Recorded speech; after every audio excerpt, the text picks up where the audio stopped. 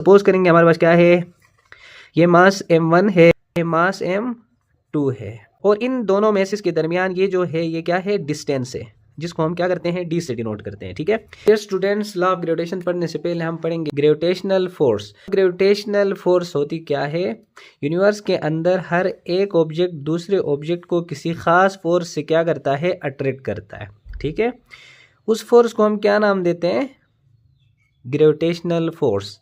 Law of gravitation को समझने के लिए हम क्या करेंगे, दो ऑब्जेक्ट्स लेंगे, ये ऑब्जेक्ट ए है और ये ऑब्जेक्ट बी है। ठीक है, ऑब्जेक्ट ए का मास m1 है और ऑब्जेक्ट 2 का मास m2 है।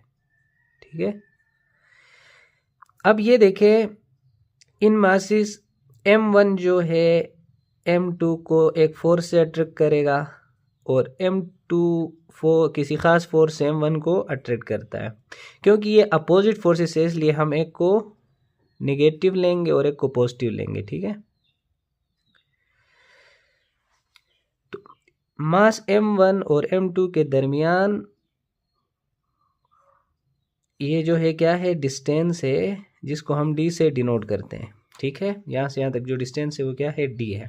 अब लॉ ऑफ ग्रेविटेशन के मुताबिक जो फोर्स होगी वो डायरेक्टली प्रोपोर्शन होगी प्रोडक्ट ऑफ मासेस, यानी m1 और m2 के।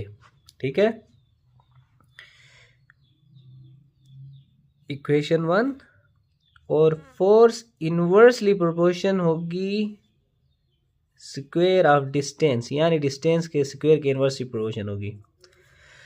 तो ये एक्चुअली लॉ ऑफ ग्रेविटेशन का स्टेटमेंट है, force is directly proportion to product of masses, यानी m1 और m2 के प्रोडक्ट के, और force is inversely proportion to square of distance. ठीक है, अब क्या करेंगे, इक्वेशन 1 और इक्वेशन 2 देखिए, लेफ्ट हैंड साइड सेम है, directly proportion m1 m2 over d square. ठीक है,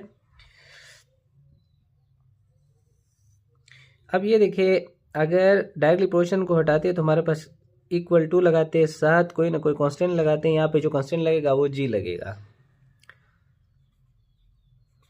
m1 m2 over d square. यहाँ पे g क्या है, ग्रेविटेशनल कांस्टेंट,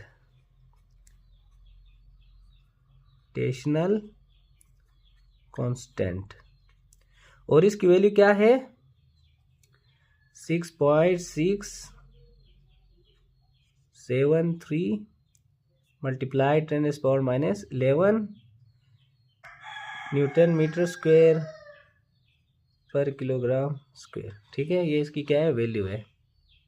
अब लॉ ऑफ ग्रेविटेशन की डेफिनेशन क्या होगी, according to this law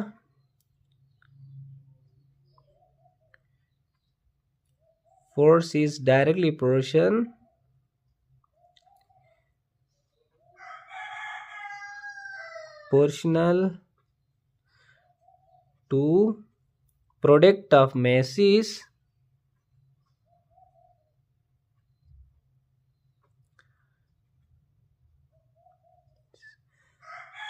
and inversely proportional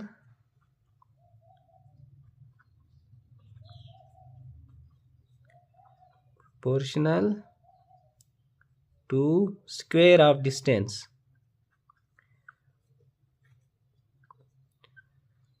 ये क्या है, लॉ ऑफ ग्रेविटेशन की का जो है डेफिनेशन है, उसका स्टेटमेंट है।